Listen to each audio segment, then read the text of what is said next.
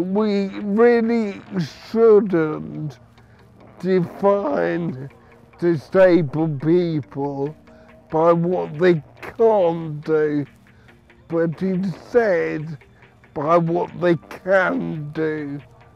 So rather than being disabled, they're able, but just in different ways. This summer, after several years training near his home in London, Max Burt set off on the Everything is Possible in Life cycle to promote a more positive image of disabled people. He rode a recumbent trike from Aberdeen to London, despite being a wheelchair user, paralysed down his left side and partially deaf and blind. He was accompanied all the way on the trip by his Australian wife Justine.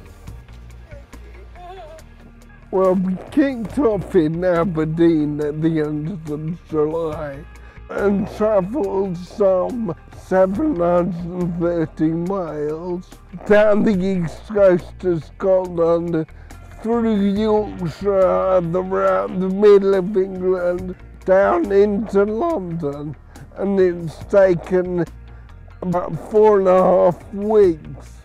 In 2009, Max set up his charity, Diversability, in order to champion the issue of disability and to foster better imagery amongst the public. The ride's main aim was to get out there and meet people, to communicate the message face to face. Cycling clubs, including other disabled cyclists, joined Max at different points along the route.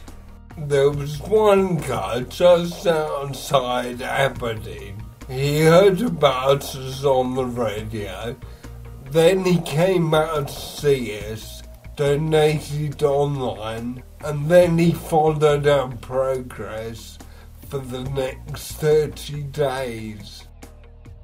There was a great episode where this truck driver stopped his truck on this very narrow bridge, holding up all the traffic behind, leapt out of his cab to give us a little donation.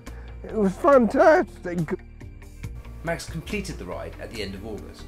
Near the end of his final leg, friends and colleagues joined him for the final half-mile ride into Trafalgar Square.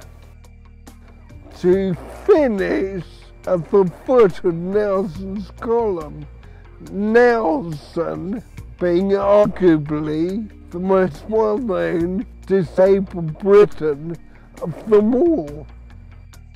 I think one thing that I've got to stress is that this is very much a team effort, and I've done this with Justine. This summer's Everything is Possible in Life cycle generated huge interest.